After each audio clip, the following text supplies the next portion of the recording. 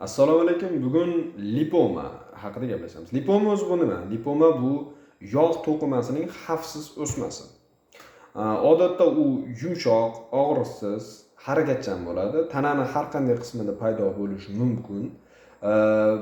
Katta bo'lganda nerv yoki tomirlarning qismini siqib qo'yish natijasida birmuncha noqulayliklar keltirishi mumkin. U xavfli o'sma kasalliklari bilan adashtirib yubormaslik uchun albatta uni palpatsiya qilish va qo'shimcha ultratovush tekshiruvlarini amalga oshirish kerak bo'ladi. Davosi to'liq uni kapsulasi bilan olib tashlash, xirurgik yo'l bilan olib tashlash. Agar kapsula qoldirilsa, u qaytalanishi mumkin. Agar katta lipomalar bir kosmetik jihatdan muammo tug'dirishi mumkin. Xavfli o'smaga aylanib ketish ehtimoli yo'q emas, juda kam.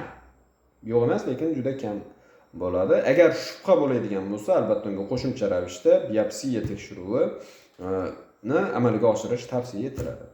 Buni profilaktik qilib bo'lmaydi, lekin ortiqcha og'irlik, gormonal muvozanatni buzilganligida bu nazorat qilish bu kasalliklarni oldini olish uchun yordam beradi. Agar tanangizda biror qismida shunga o'xshash harakatchan dumaloq bir suyuqlik sifat narsa bo'ladigan bo'lsa, albatta o'zingiz uchun tekshirtirib qo'yishni tavsiya qilaman. Ismim Shukurjon, xirurgman.